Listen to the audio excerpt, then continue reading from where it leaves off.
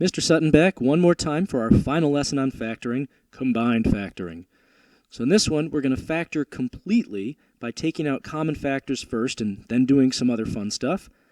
And we're going to factor some fourth degree polynomials using something called quadratic form. Before we launch into the warm-up, just a quick definition to throw at you. When we say factor completely, we generally mean you have to use more than one factoring step. Sometimes not, but usually you do. So for your warm-up, and these should all be on your guided notes, for each of these first 5 examples on your guided notes, take out the greatest common factor, and then, after you've done that, go back and see if you can factor the expression inside even more. And just a few guidelines as you're doing this. So first off, take the greatest common factor out right away. Don't do a bunch of other stuff and then do this on the very last step. Do it first thing. Also, after you've taken out the GCF, you have to rewrite it on every step. Try not to be lazy or lose it as you go. Keep it there the whole time. All right, we're going to go through those 5 examples now, but hopefully you've already got that first GCF step done for all of them. For this one, our greatest common factor is 10. That'll leave us with x squared plus 7x plus 12 inside. Looking at the stuff inside here, we can definitely factor that down more. In general, if you factor something and there's still like an x squared or a higher exponent, you should at least be suspicious that you can factor more. So we need 2 numbers that multiply to 12 and add up to 7. That would be 3 and 4, both positive. So we can split that up, x plus 3, x plus 4. Again, don't lose that common factor. It comes down to the bitter end here. For this next example, we can take out a negative 6.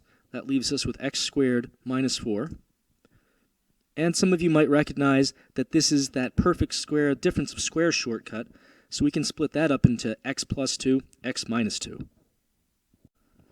For example 3, some people might be tempted to try to factor this right away, but I found it's always a good idea to take out a negative in this situation.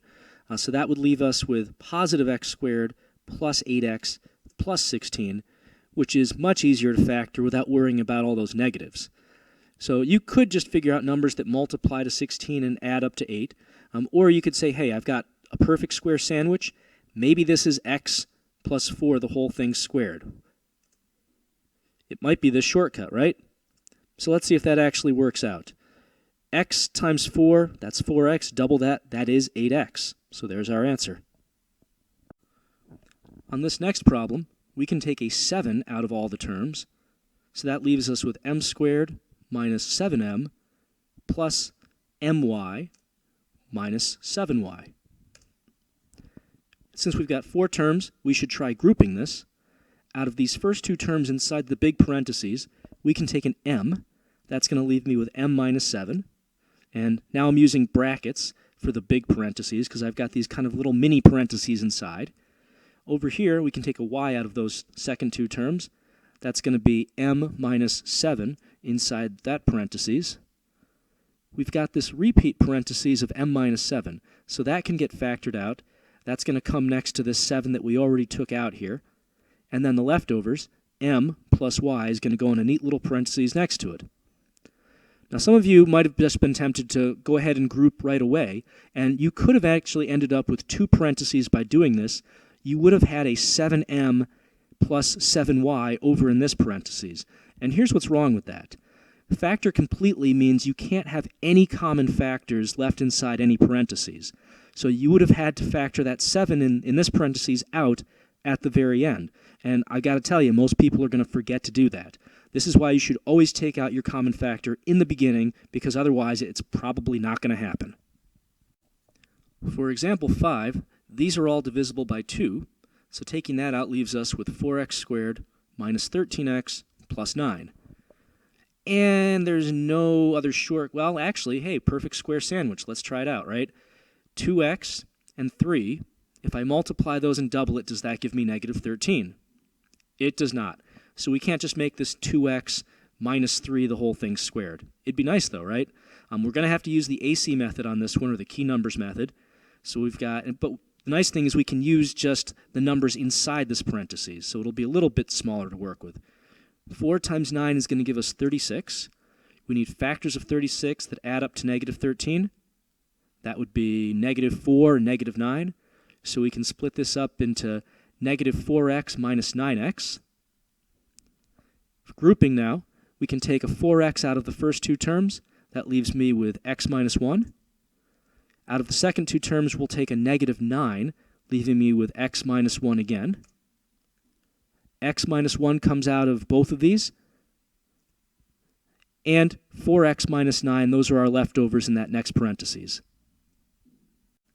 For our last couple of examples, we're going to do something really completely different. So taking a look at this one, x to the fourth minus 5x squared plus 4. We don't really know how to deal with this kind of situation. There's no common factors to take out or anything like that.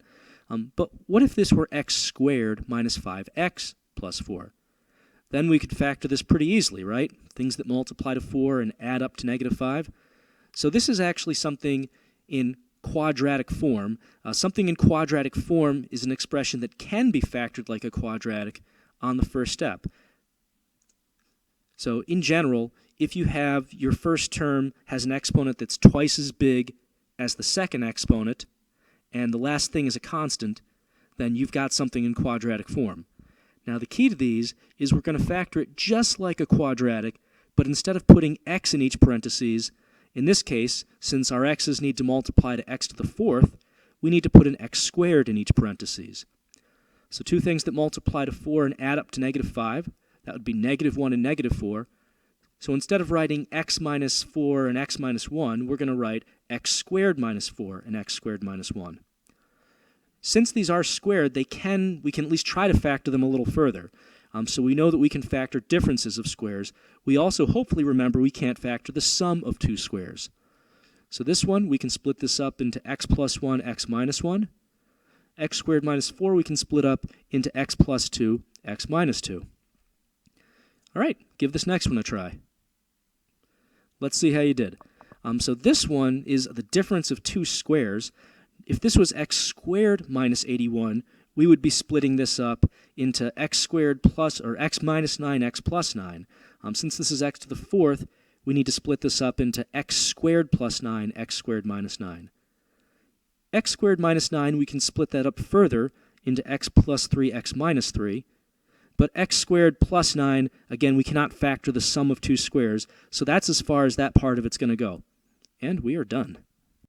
So to wrap this thing up, a couple important pointers for you to answer here. Question number 1, when factoring, what should we always try to do first? Answer, take out a common factor. Always, always, always try to do that first, no matter what. You can't always do it, but always try. After taking out common factors, what's a clue that we might not be done factoring? So if you have 3x minus 4, are you done factoring? If you have 3 parentheses x squared minus 4, are you done factoring? Answer, if you have an exponent higher than 1, that's a clue that you might not be done factoring. We saw in one of the problems that we couldn't go any further. If this was like x squared plus 4, we are done. But you should at least double check to see if you can go further. Until next time, this is Mr. Sutton signing off.